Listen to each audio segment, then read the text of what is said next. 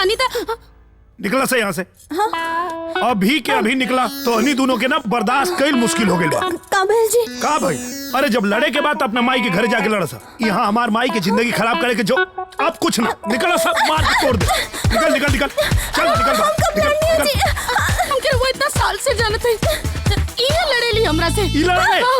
हम ना जी एक झूठ बोले। अरे चल निकल, तू दोनों निकल दोनों निकल यहाँ। कहीं नहीं जी। चल निकलो सा निकलो, चलो चलो चलो चलो। घर में खाना क्या बनाई जी? अरे हम उपवास रहे, हम खाना की जरूरत ना। चल चल निकलो सा। कपड़ा क्यों धोई? अरे हम कपड़ा ना पहिरम, नागा साधु बन के नंगा घूमब तो हमसे मतलब। चल निकल, चला गाड़ी पे बैठा सा। चलो निकला, चला चल बैठ गाड़ी पे बैठ। गांव में इज्जत अरे गांव में तो कहां लगी? चल छोड़ ले इज्जत का बात। मैं बैठा हूं उनके। चल बाजी नहीं उबिया के धड़न पड़ लोग। नहीं जा अम्मा जा बैठा अम्मा जी। हां जाओ जाओ। जी सुनी ना हमारी बात सुनी। चुपचाप बैठ, चल बैठ। जितना झगड़ा करे क्या करा सो कपारे पर नौरक मचा के अपने माई के घर में जाके। ठीक है। अरे लेके जो। हाँ माई हाँ। ले जो लड़ाई लड़ाई करके नरक कर दे। अरे यहाँ के बस में बैठा क्या? इन्होंने के कोनो भरोसा ना है, कुल कब्बो चल गई है। अरे जाए काली माई लोगन जाए यहाँ से। अरे चाची रहो बोल तू ओ कहीं तरह से भाग यहाँ से भाग। बाकी हम के अपना साथे घर लेकर जाए ना वापस। देखिए रहुआ खाई पियब कैसे। हाँ अरे दीदी जीजा हमारी बात तो सुनी। आई जीजा बैठी। खाना के बनाई हो? अरे सुनी। अरे रुकी तो। अम्मा जी खाना बनाई का?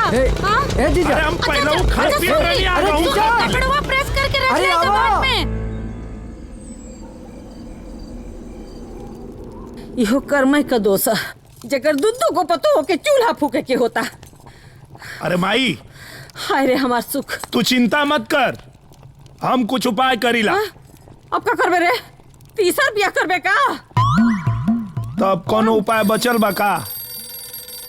फोन बजता। हेलो दमाद जी। हाँ पयाम। अरे बधाई हो का दमाद जी, एगो खुशखबरी बा, आप बाप बने वाला बानी का? अरे प्रणाम प्रणाम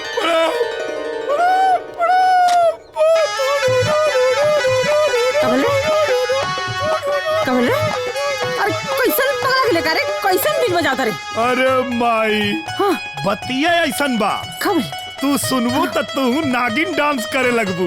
अच्छा हाँ अरे तू दादी बने वाला बाड़ी रे। छोटकी के खुश खबरी बा।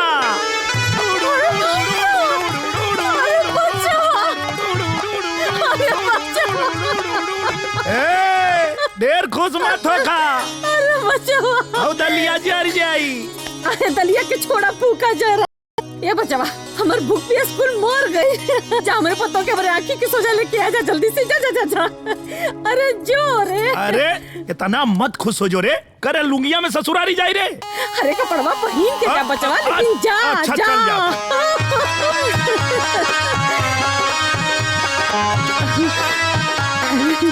जुग जुग जिया सुलाला नवा भवनवा के भा। अरे जल जाई तू तो हूँ खुशखबरी सुन के। हाँ काट देनी। ये तो हमेशा ऐसा ही करेनी। हम आओ तनी। चली आओ फोन उनके देखे था। तू यहाँ खेला। हेलो हाँ बबुआ। अरे अम्मा जी प्रणाम। और सब ठीक बा ना? हाँ सब बढ़िया बाटे, आपन सुनाई। हाँ हम बढ़िया बनी। ये हमार सासू माँ है, तार अम्मा जी ना। रुको। हाँ हाँ। और पूनम कैसन बाड़ी? अरे पूनम एजा बैठ के लूडो खेला तारी। हाँ हाँ तनी बात कराई ना हम लोग के। हाँ हाँ ठीक बा बतिया लो। हाँ माई प्रणाम। अरे याद ना आवेला का? अरे माई आई ना, याद काहे ना आई? ओइसे भी तो परसोइये तू हमरा के फोन कइले रहलू। हाँ अब चाहे हम तोहरा के करी चाहे तू हमरा के फोन करा, बात देख के भइल ना। चला बेटी फोन रखा तनी। हाँ हाँ माई रख दा। ई कहाँ चल गई नी? अच्छा दीदी हम तोहरा खाती चाय बना के लावत तनी, तू बैठा। हाँ?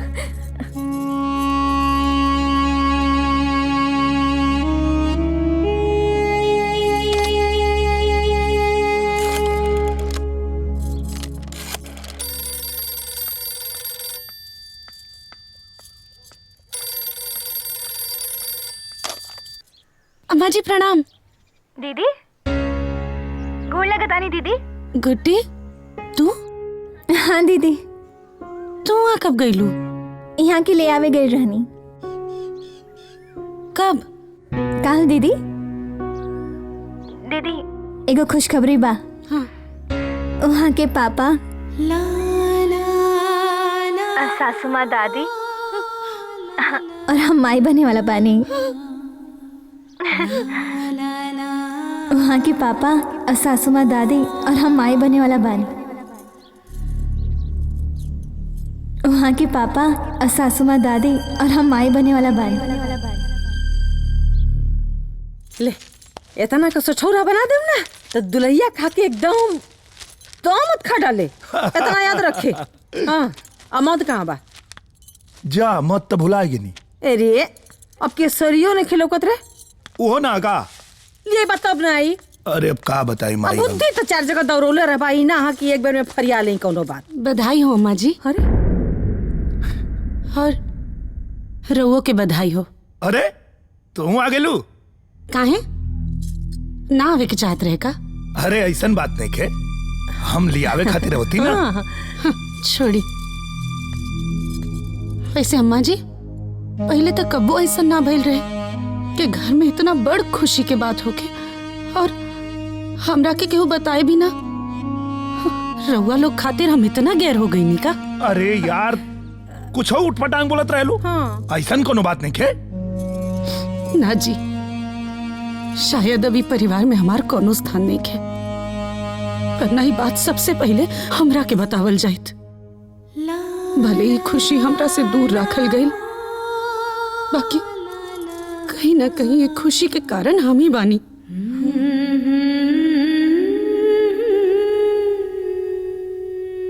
यहाँ के पापा बने वाला बाड़ी, अम्मा जी दादी बने वाला बाड़ी और तू माई बने वाला बाड़ी। बाकी एक बार गलती से भी तोरा मुंह से ही ना निकलल कि दीदी रउओ बड़की माई बने वाला बानी। आज हमरा के बहुत दुख भइला। बस करो दीदी, रवा के तो बात के बतंगड़ बनाए की आदत हो गई बा। झगड़ा करे के और खोजतानी। हाँ हाँ, अब तो रउआ लोग खातिर हम ही झगड़ाइन बानी ना। और तू तोरा के साज बाज के साथ बियाह करवा के हमें घर में ले आईनी। तू भी एक बार ना बोल सकत रहलू कि खुशखबरी दीदी के भी फोन करके बता दी लोग। हाँ हाँ, सारा खोट लोग में ही बा, सारा गलती लोग में ही बा। तू तो दूध के धोवाल बड़ो है ना। अरे यार फिर तू लोग शुरू हो गए लोग। रहो चुप रही जी। बहन बहन करके ये हमके लेके आए। अहिला के बाद से तो हम दुश्मन बन गई ली। सोहतिया दाग लगा लेनी, फिर भी हम बर्दाश्त करत गई नहीं। बाकी अब कब ले बर्दाश्त करी? रोज नया नया नाटक करत तारी। अरे तोहनी के सब कारम जला लगले बड़ा सरे हैं। क्यों सुनी तो को कही तेरे कहे नहीं कि समझाओ ते नान के ना माई, आज एकनी को उधिया बुधिया कर लेवे, कम से कम पता तो चले दोनों के मन में का बा। हमरा मन में कुछ नहीं के चलत। 6 बज से इनका मन में चलता। तू ही तो बच्चा खातिर पगलाइल रहलो है ना, बोला? हाँ, पगलाइल रहनी बच्चा खातिर। यही से अपन कलेजा काट के अपन पति तोरा के दे देनी। तो अपना मतलब से दे लो। हाँ, तोहरा की बच्चा चाहत रहे। अगर तोहर बस चले ना तो अपन बुखार भी ना ते बुके होके।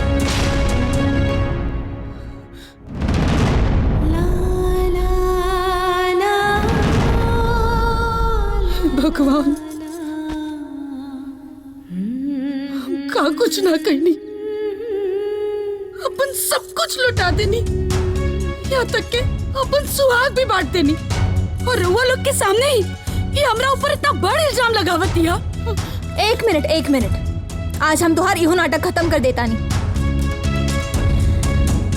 तू अपन सुहाग बांट लो, हम अपन बच्चा बांटब।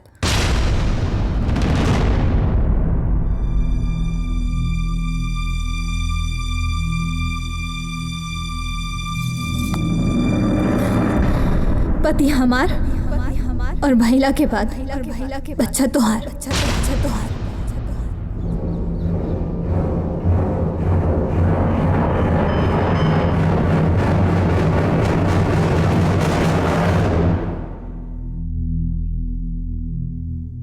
चला ठीक बात। अब